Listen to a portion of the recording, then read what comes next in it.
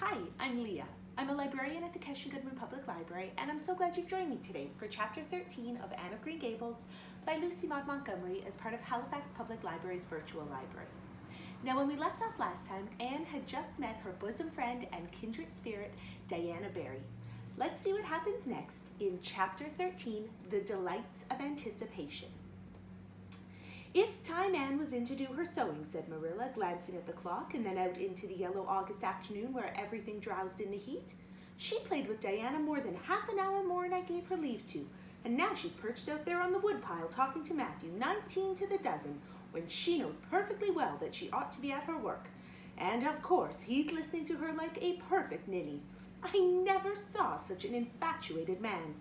The more she talks and the odder the things she says, the more he's delighted, evidently.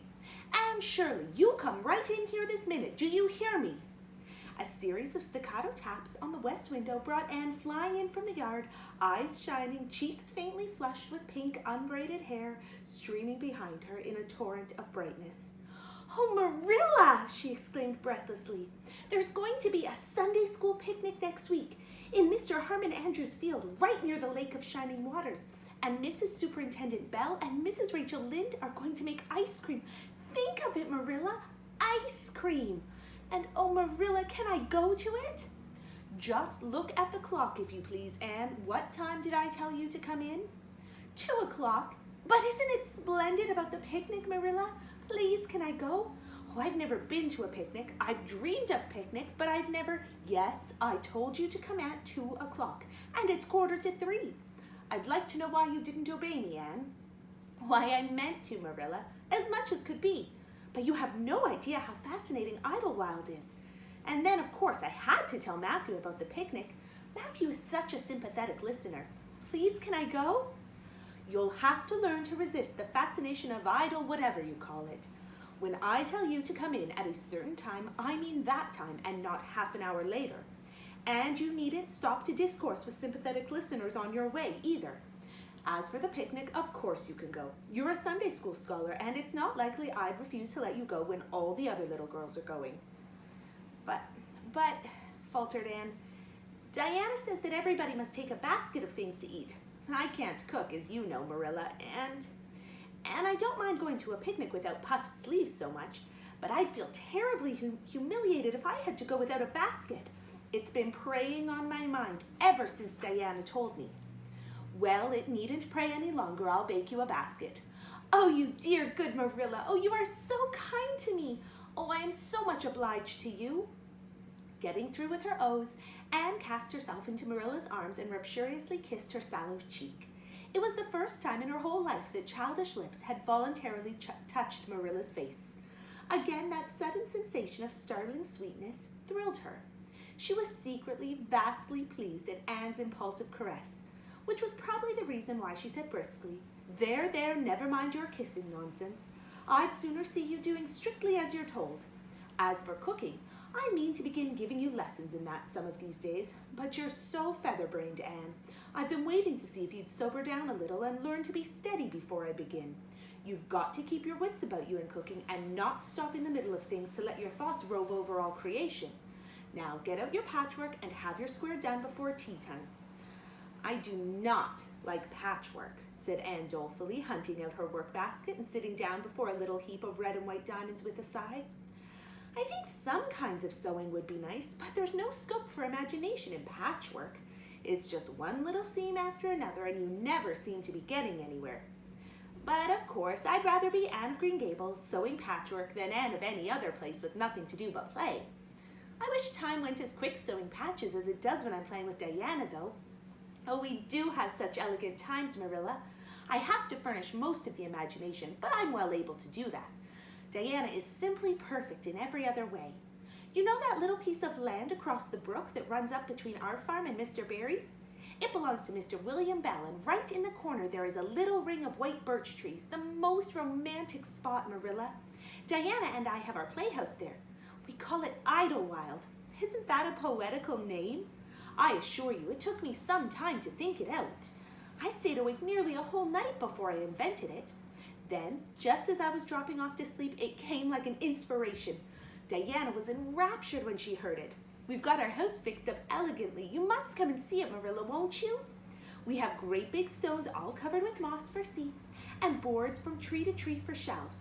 And we have all our dishes on them.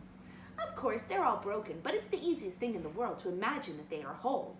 There's a piece of a plate with a spray of red and yellow ivy that is essentially beautiful. We keep it in the parlor, and we have the fairy glass there too. The fairy glass is as lovely as a dream. Diana found it out in the woods behind their chicken house. It's all full of rainbows, just little young rainbows that haven't grown big yet. And Diana's mother told her it was broken off a hanging lamp they once had. But it's nicer to imagine the fairies lost it one night when they had a ball, so we call it the fairy glass. Matthew's going to make us a table. Oh, we have named that little round pool over in Mr. Barry's field Willowmere. I got that name out of the book Diana lent me. That was a thrilling book, Marilla. The heroine had 5 lovers. I'd be satisfied with one, wouldn't you? She was very handsome and she went through great tribulations. She could faint as easy as anything. I'd love to be able to faint, wouldn't you, Marilla? It's so romantic. But I'm really very healthy for all I'm so thin. I believe I'm getting fatter, though. Don't you think I am? I look at my elbows every morning when I get up to see if any dimples are coming. Diana is having a new dress made with elbow sleeves. She's going to wear it at the picnic. Oh, I do hope it will be fine next Wednesday. I don't feel that I could endure the disappointment if anything happened to prevent me from getting to the picnic. I suppose I'd live through it, but I'm certain it would be a lifelong sorrow. It wouldn't matter if I got to 100 picnics in after years. They wouldn't make up for missing this one. They're going to have boats on the Lake of Shining Waters and ice cream, as I told you. I have never tasted ice cream. Diana tried to explain what it was like, but I guess ice cream is one of those things that are beyond imagination. Anne, you have talked even on for 10 minutes by the clock, said Marilla. Now, just for curiosity's sake, see if you can hold your tongue for the same length of time. Anne held her tongue as desired, but the rest of the week she talked picnic and thought picnic and dreamed picnic. On Saturday it rained, and she worked herself up into such a frantic state lest it should keep on raining until and over Wednesday that Marilla made her sew an extra patchwork square by way of steadying her nerves.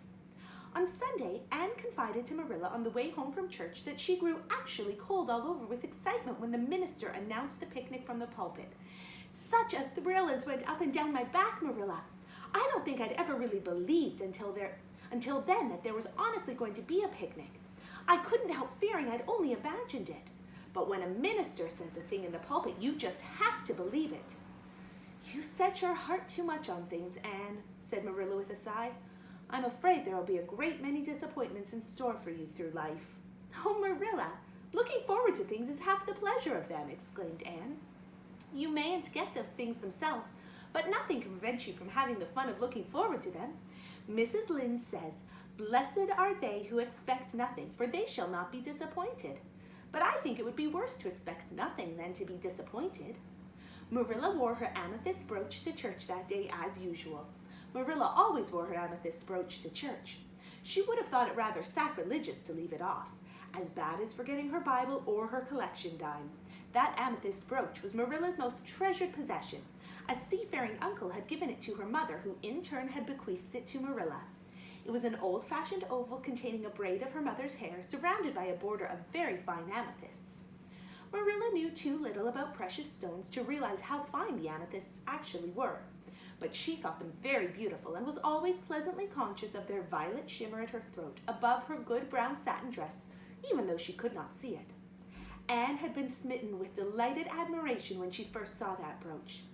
"Oh, Marilla, it's a perfectly elegant brooch. I don't know how you can pay attention to the sermon or the prayers when you have it on. I couldn't. I think amethysts are just sweet. They are what I used to think diamonds were like. Long ago, before I had ever seen a diamond, I read about them, and I tried to imagine what they would be like. I thought they would be lovely, glimmering purple stones. When I saw a real diamond in a lady's ring one day, I was so disappointed I cried. Of course, it was very lovely, but it wasn't my idea of a diamond. Will you let me hold the brooch for 1 minute, Marilla? Do you think amethysts can be the souls of good violets?" Thank you so much for joining me, and I hope you'll be back next time when we read Chapter 14 of Anne of Green Gables.